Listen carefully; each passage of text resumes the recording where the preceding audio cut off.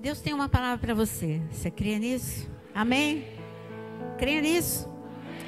Então, Jesus há 2000 anos atrás, num momento bem crítico, os discípulos ainda não sabiam que o momento era crítico, mas ele reuniu no cenáculo para dar uma palavra. Aquela palavra foi uma palavra longa.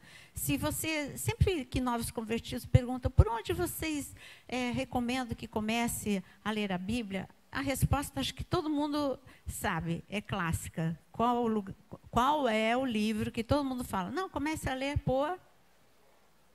Fala mais alto, sem medo de errar. João, a gente sempre fala assim, lê os evangelhos. Por quê? Porque os evangelhos é Jesus falando. Então, o primeiro contato que a pessoa precisa ter é ouvir Jesus. E os evangelhos está registrado nos evangelhos tudo que Jesus falou. E é claro que o livro de João é o apóstolo do amor. A gente sempre fala, começa pelo livro de João. Eu digo que Marcos é mais curtinho, né? Mais simples ainda. Mas João é bem completo. Então, João, ele relata de uma forma muito minuciosa uma conversa bem séria que Jesus teve com eles no cenáculo, antes de ir para a cruz do Calvário. Jesus falou do que eles precisariam e do que a gente precisa. Jesus falou do Espírito Santo de Deus. Nós precisamos do Espírito Santo de Deus. E Jesus começou a falar sobre um tempo difícil que eles viveriam. Uma igreja vitoriosa, uma igreja poderosa, uma igreja, como a gente tem falado ultimamente, imparável, cheia de poder e glória. Mas não é porque era uma igreja cheia do Espírito Santo que não tinha problema. Pelo contrário, eles iam enfrentar muita perseguição, muita coisa. Então, Jesus estava preparando o coração deles. E eu queria que você abrisse João, capítulo 16. João, capítulo 16, já está no meio da conversa. Mas eu quero ler um único versículo em João, capítulo 16, onde ele disse o seguinte, no versículo 16, João 16, 16, está fácil de você achar. Ele diz o seguinte, um pouco e não mais me vereis. Outra vez, um pouco e ver-me-eis. E eu gostaria que você lesse comigo, repetisse esse versículo. Se a sua versão for diferente, eu falo e você repete. Um pouco e não me vereis. Outra vez um pouco e ver-me-eis. Ele não fala isso uma única vez, ele repete no versículo 19. Ele tenta depois explicar um pouco para eles. Porque eles não podiam imaginar, por mais que Jesus tivesse avisado, eles não conseguiam imaginar. Você sabe que tem coisas que ele nos avisa? Eu vou dizer algumas coisas que ele disse sobre você. Você é um tição de fogo de Deus. Amém ou não? Você falou sem entender. Agora eu quero ver quando eu te falar o que é o tição de fogo. Tição de fogo é quando você coloca a lenha, a madeira ali e você ateia fogo e aquilo vai virar o quê? Depois que você ateia fogo, ótimo, vai ter fogo, mas o que vai acontecer com aquela madeira? Vai virar nada, né? Vai virar cinza. Mas não, Deus está falando assim, tição de fogo é o seguinte, eu ponho minha mão e tiro. Quando todo mundo fala, vai ser destruído. Não, eu tiro e ai daquele que pegar nele, porque está quente, está muito quente. Você é o tição de fogo de Deus. Não importa o nível nem o grau do problema que você está vivendo. Deus vai lá, te resgata e fala, diabo, você achava que ia destruir? Estou tirando, vai virar cinza não, E tem mais, virou na minha mão tição de fogo. Se você tocar, quem vai se queimar é você. Você sai dos problemas com uma unção, que quem vai ter que fugir de você é Ele. O que você acha que a Aninha, você viu a unção da Aninha em Pentecostes, pastora Aninha? Quem viu a unção da pastora Aninha? Gente, é tição de fogo. É tição de fogo. Imagina, o diabo já olha para ela com medo. Não vou poder tocar. E imagina, e o testemunho dela, e os enfermos que ela vai orar e que vão ser curados. Gente, isso é ser tição de fogo. E aí você está lá vivendo uma falência e Deus fala assim, peraí, estou te tirando. Olha, vai ser confusão na mente de muita gente. Como que assim Deus tira do caos e agora Ele é abençoador? Quem recebe essa palavra? Do caos para abençoador. É isso. Então Jesus estava tentando preparar os discípulos e disse assim, é um pouco. Um pouco e você está me vendo. Qual é a medida desse um pouco? 3 anos. 3 anos, dependendo de como você olha. Se a coisa assim, se são anos maravilhosos, 3 anos passa que você nem vê. Mas se são anos de problema, é arrastado, né? Como foi arrastada a pandemia? Foi ou não foi? Então, é arrastado. Agora, se são anos de coisas boas, é rápido. Jesus está falando assim, olha, passou rápido 3 anos comigo. Eu acho que eles nem enxergaram. Já 3 anos que eu estou como discípulo, aprendendo com o Senhor. Então, um pouco e vocês me viram. Um pouco e vocês não vão me ver. Mas outro pouco e vocês vão me ver. Ele está falando de medidas de tempo que para nós, quando nós enfrentamos problemas, a gente muda tudo. A gente não pensa com a perspectiva divina. A gente pensa com a perspectiva terrena. Então ele falou de 3 anos e eles... Com certeza, se Jesus falasse, passou arrastado, não deu nem tempo da gente respirar, a gente não tinha tempo para comer. Nós vimos tantos milagres que nos empolgavam, nós escutamos tantas revelações, tantos mistérios, tantos segredos, nós aprendemos tanto contigo que nem vimos esses 3 anos passar. E aí Jesus poderia perguntar para eles, e aí, 3 dias? 3 dias que eu preparei para vocês, que vocês não vão me ver, vocês vão ficar destruídos. São só 3 dias. E quando você passa por um problema, Deus olha para você e fala, a minha medida de tempo é isso. Então eu quero que você agora ponha a mão no teu coração e diga para você mesmo, fala, é um pouco só, aguenta firme. É um pouco só. O que você está passando é um pouco. Então Jesus está falando, um pouco, e você me viu, quando você viveu milagres comigo, experiências de poder, e você ali contou maravilhas, contou testemunhos. Agora, esse pouco que você está vivendo, é um pouco mesmo. Tenha certeza, mais um pouquinho e você vai me ver. Quem crê vai ver a glória de Deus. Você crê? Mas você precisa falar com fé. Se você crê, diga amém. Amém. Se você crê, diga, eu vou ver a glória de Deus. Não porque é uma confissão positiva, mas é porque aquele que crê verá a glória de Deus. Se você crê, pode falar com certeza, eu vou ver a glória de Deus. Aí Jesus falou, tudo bem, aconteceu a tragédia. Foi um pouquinho mesmo. Daí a pouquinho, está em João capítulo 16, João capítulo 18, Jesus já está indo para o Getsemane. Depois do Getsemane, ele já vai para o julgamento e depois ele já vai para a cruz. O dia mau chegou, o problema chegou, a tragédia chegou, a tristeza, a frustração. Pensa um pouco naqueles discípulos, o que eles iam voltar na cabeça deles, eu vou voltar para Galileia contando uma tragédia. Eu achei que, porque você sabe que durante os 3 anos, mesmo Jesus avisando, eles achavam que eles iam viver, o Império Romano ia ser destruído, eles achavam que eles iam viver o melhor. O que tem acontecido no nosso país, até mesmo o impacto econômico, para mim não foi grande impacto, porque eu estava com o olho na Bíblia, e eu sei o que a igreja primitiva viveu. Agora, ela viveu problemas, como eu disse, mas viveu grandes milagres. É tempo de grandes milagres. Você precisa ter essa certeza no teu coração. Nós vamos começar uma campanha agora, quarta-feira, grandes milagres de Deus.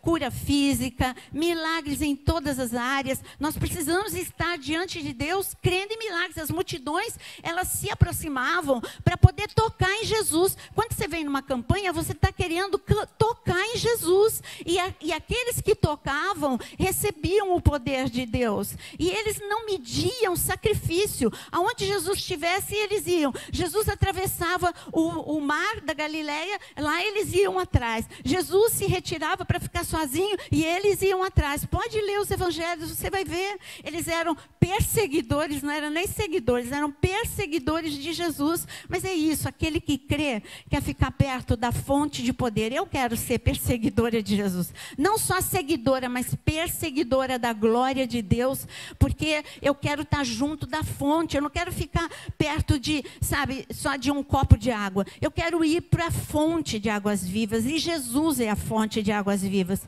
Bom, chegou o problema, chegou o impacto, chegou a tristeza, chegou a frustração.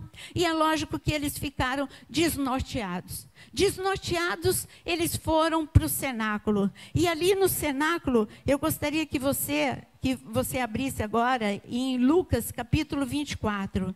Mas ainda não vou falar do cenáculo ainda. Mas em Lucas capítulo 24, o Senhor, ele diz o seguinte. Quando Maria... Somente eu estou abrindo aqui. Lucas 24, no versículo 14. Está escrito em Lucas 24, no versículo 14. Naquele mesmo dia, na estrada de Emaús, está escrito que naquele mesmo dia, 2 deles estavam a caminho de uma aldeia chamada Emaús, distante de Jerusalém, iam conversando a respeito de todas as coisas sucedidas. Interessante que esses 2 discípulos tinham na boca o quê? Eles tinham na boca as coisas que tinham sucedido. O que eles estavam falando? Eles estavam comentando de milagre? Não. Se você acompanhar o texto todo, esses 2 discípulos eram discípulos que viram Jesus, ouviram Jesus falar, olha, eu vou entregar minha vida, mas depois de 3 dias eu vou ressuscitar.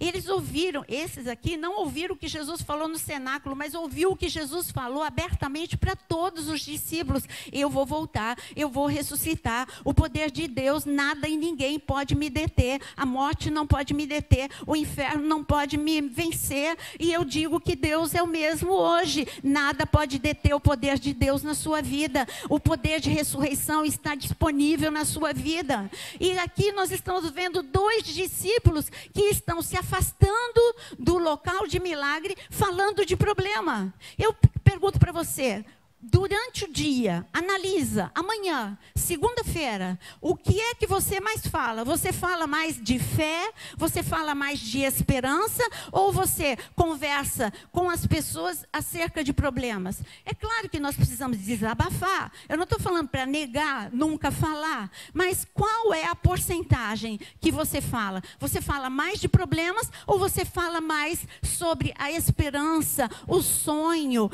o poder de ressurreição de Deus na sua vida? É lógico que, se a gente for bem sincero, nós falamos mais de problemas. E Jesus, o melhor de tudo é que ele não desiste da gente. E ele ficou do lado desses 2 discípulos. Agora, aqui estão, já é domingo de manhã.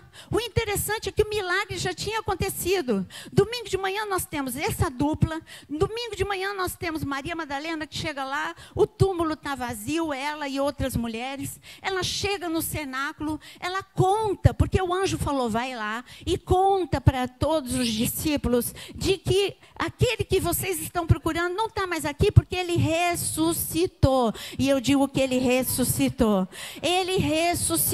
E porque ele está vivo. Eu gosto tanto da música. Cadê o louvor aqui? Porque ele vive. Vamos lá, canta aí, a capela mesmo. Vamos. Porque ele vive. Fica em pé. Cadê? Vem. Vamos fazer uma bagunça santa aqui, vai. Correndo.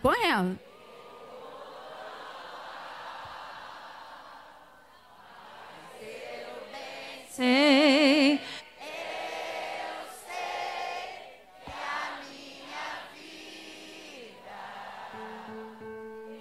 está nas mãos do meu Jesus, que vive está. Deixa eu falar uma coisa para você. Jesus merece mais do que isso. Eu não estou falando do enterro de Jesus. Eu estou falando da ressurreição. Ontem mesmo eu estava contando de um caso em que, em Israel, um senhor que não era convertido, ele só dormia na caravana. Quando eu cheguei em frente ao jardim do túmulo, e eu aí acordei ele, falei, Chegamos. Ele aonde? Eu, no jardim do túmulo. Ele falou, quem está enterrado? Eu falei, Jesus, o corpo de Jesus foi colocado aqui. Aqui estão os restos mortais. Falei, não, ele vive. Aqui não tem restos mortais, ele vive. O melhor da história foi ver esse mesmo homem que descobriu que Jesus vive. E lá no Jordão, ele começou a descer nas águas com um cigarro na boca. O que foi escândalo para muitos, eu falei, não, alguma coisa está acontecendo. Eu cheguei perto dele e falei, o que é que você está fazendo? Ele falou, você não acabou de falar que Naamã foi liberto da lepra? Eu vou ser liberto do cigarro aqui. Quando o Vitor me perguntou qual o tema dessa palavra, eu disse, uma tragédia e 3 reações. Uma tragédia, o túmulo. O túmulo por quê? Porque nos ensinam que o túmulo é o ponto final. A morte é o ponto final. Às vezes uma enfermidade é um ponto final. Às vezes uma falência é um ponto final. O túmulo, a morte de algo, a morte de uma esperança, a morte de um sonho, pode ser para você um ponto final, mas para Deus não é ponto final. Para Deus é recomeço. Para Deus, todo ponto na terra, quando a gente coloca um ponto final, ele diz, espera aí, Pedro, você pôs um ponto final no teu ministério? É o recomeço. Você vai agora com poder e glória. Você vai ficar irreconhecível. Você pôs um ponto final, eu não ponho um ponto final no teu ministério. Sabe, puseram um ponto final na vida da filha de Jairo. Ela morreu literalmente. Mas quando Jesus chegou, ele disse, não, é recomeço. Aqui tem testemunho de milagre. Aqui tem testemunho de ressurreição. Eu digo que não importa como está a sua família, não importa o que você está vivendo, é tempo de recomeço, é tempo de milagre, porque você é testemunha viva de Jesus Cristo. Você é testemunha, e testemunho é isso. Eu, de boca fechada, eu sou o testemunho de Jesus. Agora, quando em João capítulo 20, abre João capítulo 20, é a última passagem que eu quero que você leia. Está escrito em João capítulo 20, que Maria Madalena, ela chegou no cenáculo para falar o que ela ouviu do anjo. O anjo disse, o corpo, você veio aqui esperar um corpo, mas não tem um corpo, porque Jesus ressuscitou. Corpo é cadáver, e não tem um cadáver, ele ressuscitou. Vai lá e diz para os discípulos. Ela foi para falar num ambiente que deveria ser um ambiente de fé. Ela foi para dar uma notícia num ambiente em que eles deveriam crer em tudo. Afinal de contas, eles viram tudo que os olhos de uma pessoa não poderia imaginar. Eles viram 5 pães e 2 peixinhos multiplicar e sobrar. Eles viram o coxo andar. Eles viram cego enxergar novamente. Eles viram tantas coisas, o que era uma notícia maravilhosa que Jesus já tinha dito. E elas foram para esse ambiente que deveria ser um ambiente de fé. E elas disseram, porque Maria Madalena não chegou sozinha. Ela era líder, mas ela não chegou sozinha. E ela disse ali, olha, Jesus ressuscitou. E todo mundo assim, que nem vocês, calado. Ressuscitou, tá bom. Sabe o pior de tudo? Quando você lê Lucas, ou quando você lê Mateus, você vai ver que a reação dos discípulos, ela está delirando. Gente, está escrito isso. Os discípulos disseram que Maria Madalena está delirando. Será que você está achando que eu estou delirando? Porque eu estou falando para você que o Deus de milagres está aqui hoje e que Ele pode tocar na sua vida? Eu não ligo. Se você estiver dizendo que eu estou delirando, eu quero viver o meu delírio. Esse é o delírio santo. Eu sei que esse delírio é mais real do que o que os meus olhos enxergam, porque eu já vivi muitos milagres, eu vivo muitos milagres, porque Deus é a fonte de todo poder. Então, quando ela chegou lá e disse para um grupo de 11, já diminuiu, né? Não era mais 12, um grupo de 11 discípulos, o milagre aconteceu, eles... um falando para o outro, delírio. Mas Pedro e João falaram, não, vamos atrás, vamos ver. Olha, a maioria não acreditou. É assim mesmo. Jesus, ele deixou promessas para você. Aonde? Na palavra.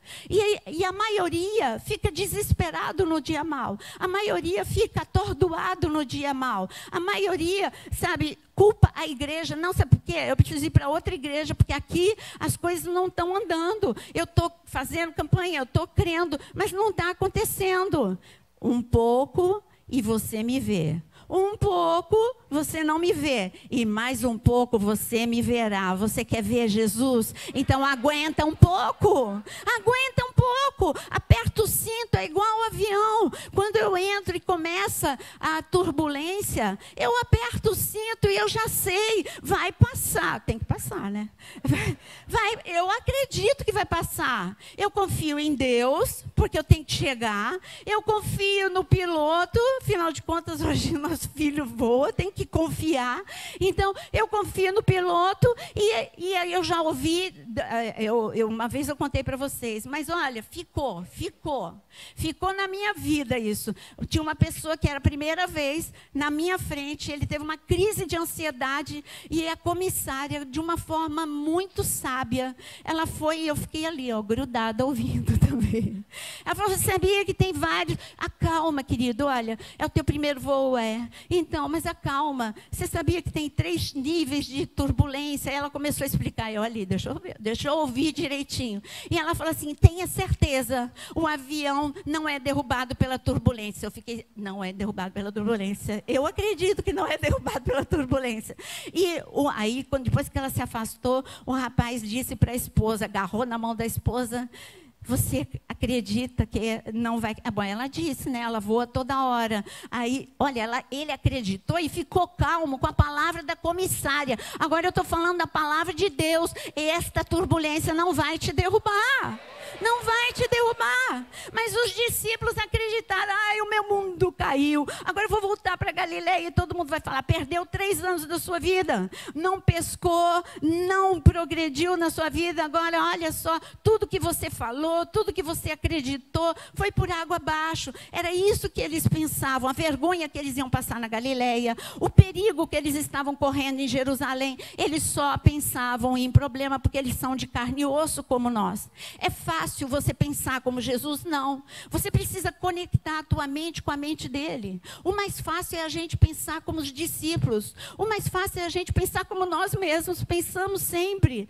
Mas quando você quer mudar de nível, quando você quer viver milagres, você precisa mudar os seus pensamentos. Você precisa pensar com a mente de Cristo. E a mente de Cristo é túmulo, é recomeço, não é ponto final. Você quer colocar aquilo que é túmulo agora diante de Deus? Coloca agora diante de Deus os problemas graves que você está vivendo. Já falo até no plural, porque eu sei o que todo mundo está vivendo. E eu quero declarar agora, na autoridade do nome de Jesus, nós somos teus discípulos 2000 anos depois. E o Senhor está num ambiente que tem que ser, Senhor, uma mente de milagre. O Senhor não conseguiu captar a atenção dos discípulos naquele momento, mas agora são os seus discípulos, Senhor, e eles estão com a mente agora conectadas à tua mente. E eu quero declarar que aquilo que eles estão vivendo como ponto final, não é ponto final, é o recomeço, é o início de um grande milagre, em nome de Jesus, amém? Como eu disse para você, Maria Madalena foi, e ela voltou, na cabeça dela, eu vou voltar com 11, né? E vamos em 12 agora, vamos voltar. 11 pessoas comigo, 12. Não, ela voltou só com 2. E quando João e Pedro foram, eles foram querendo ver o milagre, mas eles queriam ver Jesus. Você tem que entender que milagre tem vestígios, e eu já vou explicar isso para você. Então, quando eles chegaram, eu quero que você leia aqui comigo em João capítulo 20, está escrito no versículo 1, no primeiro dia da semana, Maria Madalena foi ao sepulcro de madrugada, e sendo ainda escuro, viu que a pedra estava revolvida. E então correu, foi ter com Simão Pedro e com outro discípulo, a quem Jesus amava, e disse-lhes, tiraram do sepulcro o Senhor, e não sabemos onde o puseram. Saiu, pois, Pedro e o outro discípulo e foram para o sepulcro. Ambos corriam juntos, mas o outro discípulo correu mais depressa do que Pedro e chegou primeiro ao sepulcro. Abaixando, viu os lençóis de linho e, todavia, não entrou. Então você vê aqui João ele fala muito rápido sobre esse momento. Quando eu digo, Lucas fala com mais detalhes de que os outros discípulos ficaram sentados, discutindo entre eles, será que ela surtou ou não surtou? E agora, João e Pedro estão arriscando a vida, eles ficaram discutindo. Tem muita gente que discute, tem muita gente que fala, critica o outro que tem fé. Ali em Pentecostes, quando entrou, não, é muito tumulto entrar debaixo da tenda. Você discute, não tem que discutir, tem que ir, tem que fazer, tem que crer. Aquele que crer é esse que verá a glória de Deus. Você precisa ser louco. A cruz é loucura de Deus. Você acha que você vai receber um milagre de Deus sem ser um pouquinho louco? Não, tem que ser muito louco. A mulher que tocou Jesus com fluxo de sangue, era louca. Como assim? Não podia tocar. Ela podia ser presa, ela podia ser apedrejada. Ela tinha que estar numa cidade excluída do convívio. Ela não podia estar ali, mas porque a loucura da fé, ela tocou e ela foi curada. Hoje eu estou te convidando para você entrar no grau de loucura da fé. E aqui Maria Madalena, ela ainda tinha dúvida, porque foi o anjo que falou. Será que eu ouvi mesmo? Mas será que aconteceu mesmo? Será que ele está falando que Jesus ressuscitou? Ou que tiraram o corpo? Ela estava um pouco confusa. Mas ela foi ali esperando apoio. E os discípulos não apoiaram. Mas Pedro e João saiu. Pelo menos eles andaram um passo a mais do que os outros. Os outros ficaram ali, trancados no cenáculo. Eles não, eu vou até o túmulo. Chegando lá, João chegou antes. E João entrou no túmulo? Está escrito aqui que João entrou no túmulo? Não. João, o apóstolo, né, o discípulo ainda agora. É o discípulo que tinha colocado a cabeça ali, há dias atrás, 3 dias atrás, ele tinha colocado a cabeça no peito de Jesus. Tantas experiências que João teve. Agora João, ele tinha que ter entrado. Jesus, eu te louvo. Eu te vi adorando diante do túmulo de Lázaro. Então eu estou adorando, Pai, obrigado. Porque Jesus avisou e ele ressuscitou. Não. A incredulidade, eu quero te dizer para você que a nossa mente é a nossa inimiga. A incredulidade, a frustração, a tristeza é igual uma bola de ferro no teu pé, que te segura para você não correr, para você não ir para os braços de Jesus, que ela te segura num nível, num estágio de derrota. Só eu, por que comigo? Porque as coisas são tão difíceis comigo. Você nunca ouviu, você nunca falou isso? Porque as coisas são tão difíceis comigo, porque só comigo. Essas coisas é a bola de ferro. Se você não quer mais essa bola de ferro, você diz, Senhor, pode ir agora, pode o Senhor quebrar as correntes que me prendem a essa bola de ferro. Incredulidade, você não vai mais ficar agarrado na minha vida. A falta de esperança, você não vai ficar mais agarrado na minha vida. Tristeza, você não vai ficar mais agarrado na minha vida. O que prendeu João de entrar no túmulo foi a tristeza, foi a frustração, foi tudo que ele ouviu. O que ele ouviu? Agora os romanos vão prender a gente. Agora os romanos vão matar a gente. É o que você ouve dos outros. Não ouça o que as pessoas dizem. Ouça o que o Senhor Jesus disse. Ouça o que ele diz. A crise está ficando cada dia pior. E agora, nós não vamos aguentar até o final do ano. Eu quero dizer que o milagre é maior que a crise. Em nome de Deus, não ouça o que os outros estão falando. Agora tudo está desestabilizado, é a poupança, é isso e aquilo. Não ouça o que os outros estão dizendo. Olha para o alto de onde vem o teu socorro. Olha para o alto de onde vem a glória de Deus. Para dias de grandes problemas, grandes milagres acontecem. Por que a igreja primitiva viveu grandes milagres? Porque tinha grandes problemas.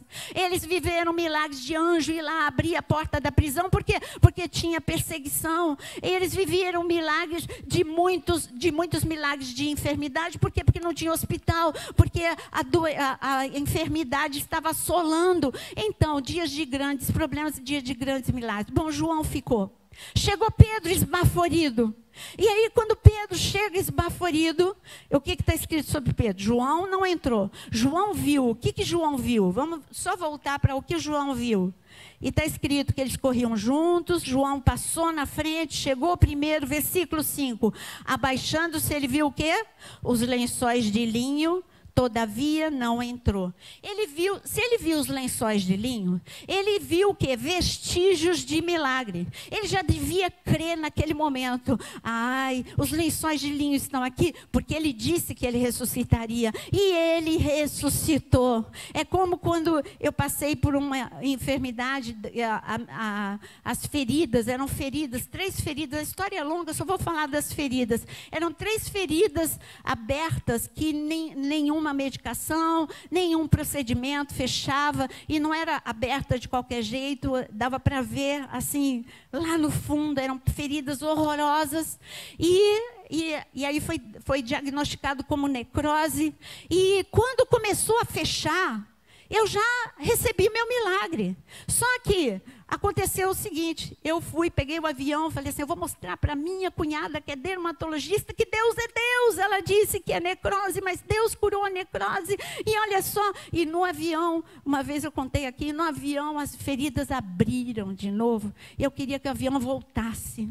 E quando eu cheguei lá, ela falou, Naira, você disse que queria falar comigo? Eu falei, não, eu só queria dizer que eu estou no processo do milagre. Eu fiquei abalada. Se eu disser para você que eu não fiquei abalada, eu fiquei abalada. Falei, Deus, eu estava aqui vindo falar do milagre e agora o milagre não aconteceu.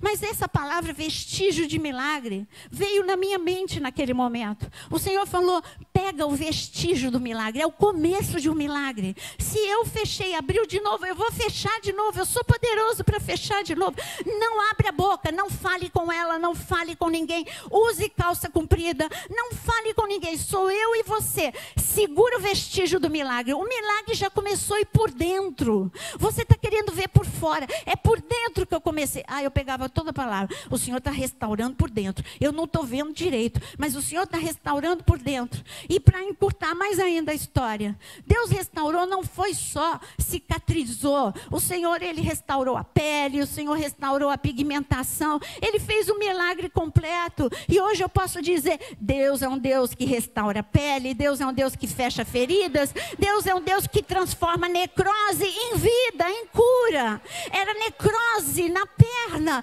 e virou o quê? Eu estou com a minha perna aqui. Então virou o quê? Virou milagre, história para eu te contar. Isso que é ser tição tirado do fogo. João é vestígio de milagre, o milagre aconteceu. Então às vezes você não vê as coisas acontecerem de imediato, vê uma melhora aqui, mas amanhã piora. Senhor, parecia que o meu marido estava melhorando, hoje ele piorou. Vestígio de milagre, começou a melhorar. Segura, meu filho, segura, é vestígio de milagre. O milagre começou. João não segurou o vestígio de milagre, olhou para Pedro, Pedro entrou. Pedro era mais afoito. Pedro entrou. Pedro olhou para a direita, olhou para a esquerda. O que foi que Pedro viu? E aqui no versículo 6, então Simão Pedro seguindo chegou, entrou no sepulcro e ele também viu os lençóis. O lenço, ele viu algo a mais, né? Porque ele entrou. O lenço que estivera sobre a cabeça de Jesus e que não estava mais com os lençóis, mas deixado num lugar à parte. Em outras traduções, o lençol estava dobrado. Está escrito que ele estava dobrado. Então entrou também o outro discípulo que chegara primeiro ao sepulcro, viu e... O que está escrito aqui? Viu e creu. Mas não o suficiente. Os dois viram. Alguma coisa tinha acontecido, alguém dobrou o lençol, o milagre, vestígio de milagre, mas esse vestígio de milagre não foi forte o suficiente para eles ficarem no local do milagre. Eles se afastaram. Eu digo, quantas vezes você está aqui? Aqui é o local do milagre, porque onde estão 2 ou mais, o Senhor está. Então aqui é o local do milagre. Aqui é casa de Deus, casa de oração. Na casa de oração tem milagre. Então você está no ambiente de milagre. Você recebe a palavra, você vê com a sua mente, com a sua fé, vestígios pelos olhos da fé. Você começa a ver vestígios de milagre, mas não tem fé suficiente para chegar na tua casa. Quando você chega na tua casa, você já não está crendo mais. Você está igual Pedro e João. Você viu, você creu, você respondeu, você ficou em pé, você abriu a boca e falou amém. Você cantou porque ele vive, mas não foi fé suficiente para aguentar até a sua casa. Quando você chega lá e você vê algo em desordem, você fala, tá vendo? Ai, estava tão bom lá na igreja, mas olha, aqui não tem jeito. E eles viram, eles creram, mas não foi suficiente para permanecer no local do milagre. E você tem que ter fé suficiente para permanecer na posição de milagre, em nome de Jesus. Agora, aqueles discípulos, eu pergunto para você, quão longe você quer ir? Você quer ser discípulo de Jesus discutindo, não, isso aqui não está bom, esse culto não foi bom, isso aqui está errado. São os que ficaram no cenáculo. Ou você quer ir um passo a mais, como Tiago, como João e como Pedro, correr atrás, chegar lá, ver e crer e perder. Perder em questões de horas. Ou, na terça-feira, você já esqueceu tudo que foi pregado aqui. Eu quero te dizer que você tem que ser como Maria Madalena. Você tem que ver, você tem que crer e você tem que permanecer, porque um pouco eu vejo, um pouco eu não vejo, mas mais um pouco eu vou ver de novo. Eu vi já Cristo. O que é um pouco ver? Eu vi Cristo atuar na minha perna, mas eu vi Cristo me curar do câncer também. Então é um pouco, eu vi Cristo me curar da perna, agora mais um pouco, e eu não estou vendo porque eu estou vivendo o câncer, mas depois eu vi, eu posso dizer, eu fui curada. Você está entendendo? Você recebeu o milagre da salvação, um pouco e você viu Cristo. Você recebeu o milagre da libertação, um pouco e você viu Cristo. Você recebeu uma resposta de oração, um pouco e você viu Cristo. Mas agora você está vivendo um milagre, um pouco você não está vendo Cristo, mas mais um pouco e você verá. Você tem que crer. E aqui Maria Madalena viu, ela podia ter sido influenciada. Você tem que ter o nível de fé dela, porque ela, puxa, os discípulos de Jesus, não é qualquer um não, é Pedro, é o círculo íntimo, é Pedro, é João. Se eles não permaneceram no túmulo, eu devia ir para minha casa, cuidar da minha vida, porque realmente o milagre não aconteceu. Mas Maria Madalena, ela não se deixou influenciar pela incredulidade. Eles viram, eles creram, perderam aquele momento, voltaram para o cenáculo, mas Maria Madalena disse, sabe uma coisa? Eu vou permanecer, ainda que chorando eu permaneço, ainda que chorando eu creio, ainda que chorando eu sei que aqui eu vi o vestígio de milagre, mas agora eu quero ver o milagre todo. Aqui você está ouvindo que Deus vai fazer um milagre na sua vida, mas você tem que segurar isso no teu coração.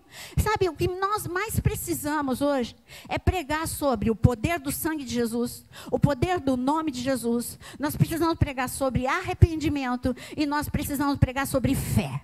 São 4 pilares que nós precisamos pregar, porque você precisa ir para um nível superior de fé. Você não pode, a fé que você vivia ontem, ela já não serve mais.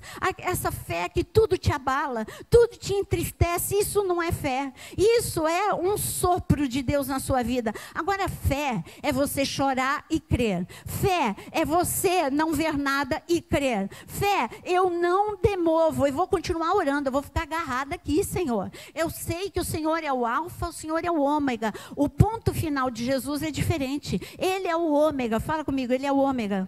Ele é o ômega, e o ômega é o ponto final. O ponto final de Deus na sua vida. Nos seus olhos não podem imaginar, o seu coração não pode nem pensar, sua mente não pensa, seu coração não sente, e os seus olhos não conseguem ver aquilo que Deus tem para você.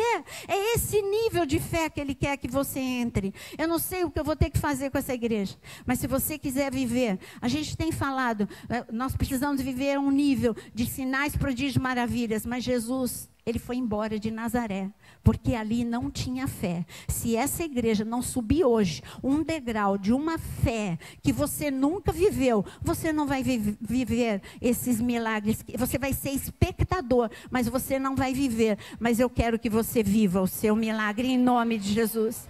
Maria Madalena, ela estava muito perto do milagre. E aí Maria Madalena fez o mesmo. Gente, ela podia ter dito, sabe, nós estamos na geração de influenciadores. E Maria Madalena podia ter sido influenciada pela atitude de João e de Pedro. Bom, eles já viram, eles já entraram e eles foram embora. Agora, olha o que ela faz. Aqui está escrito no versículo 9, desculpa. Pois ainda não tinham compreendido os discípulos a escritura, que era necessário ressuscitar ele dentre os mortos e voltar os discípulos para casa. Maria, entretanto, permanecia junto à entrada do túmulo, chorando. Enquanto chorava, olha aqui, fala comigo, enquanto chorava. Enquanto chorava, ela ficou parada? Não. Enquanto chorava, chorando, aos prantos. Ai, meu Deus, Jesus, cadê Jesus? Eu quero Jesus, eu quero Jesus. Não estou vendo Jesus na minha vida. Nada está acontecendo agora na minha vida. Chorando, ela levantou. Chorando, ela andou. Chorando, ela se abaixou e entrou aonde os 2 discípulos entraram. Ela entrou no túmulo, chorando. E aqui abaixou-se, olhou para dentro do túmulo. E o que ela viu? O túmulo não estava vazio. Ela viu 2 anjos. E o que os anjos disseram? 2 anjos vestidos de branco, sentados onde o corpo de Jesus fora posto. Um à cabeceira e outro aos pés. Ela não viu mais só um anjo, não. Agora já aumentou. Já viu 2 anjos. Então eles perguntaram, mulher, por que choras? E ela respondeu, porque levaram o meu Senhor. E eu não sei onde o puseram. E tendo dito isso, voltou-se para trás. E o que está escrito no 14? E quando ela estava dizendo isso, eu não sei aonde está Jesus. Quando ela olha para trás, o que ela vê? O que está escrito aqui, gente? O que ela viu? Ela viu Jesus. Chorando, ela entrou no túmulo. Chorando, ela viu a mesma coisa. Ela viu o lençol, vestígio de milagre. Mas a fé de Maria Madalena, o amor de Maria Madalena, estava um nível maior do que o dos discípulos naquele momento. Aquela mulher viu os anjos. Você acha que os anjos não estavam lá? Os anjos estavam lá. Mas a tristeza embaça os seus olhos. A tristeza te cega. Jesus mesmo disse para a igreja de Laodiceia, pede colírio. Você quer pedir colírio hoje para Jesus? Fala, Jesus, a tristeza está embaçando o meu olho. Senhor, a angústia está embaçando o meu olho. A preocupação está embaçando o meu olho. Eu não estou vendo o teu mover. Eu não estou vendo os anjos aqui dentro da minha casa. Eu não estou vendo a tua presença, Senhor. Coloca colírio. Ele disse, pede que eu te dou colírio. Aí ele falou para a igreja de Laodiceia, se você quer colírio, levanta a tua mão. Porque não é uma forma de falar. Deus está abrindo os teus olhos para um novo nível de fé agora. Senhor, eu peço em nome de Jesus, para todos que estão de mãos levantadas, coloca colírio, Senhor, para que eles entrem no novo nível de fé. Nós queremos, como Maria Madalena, entrar na situação, Senhor, em que estamos vivendo, aonde está faltando a tua presença. Senhor, alguns aqui estão colocando a família diante de ti, outros estão colocando as finanças, outros estão colocando a saúde, aonde está faltando, Senhor, a tua glória. Eu quero clamar que a tua glória se manifeste, mas coloca, Senhor, colírio nestes olhos, para que eles vejam, Senhor, o teu mover, entendam o teu mover e vejam o teu mover em nome de Jesus.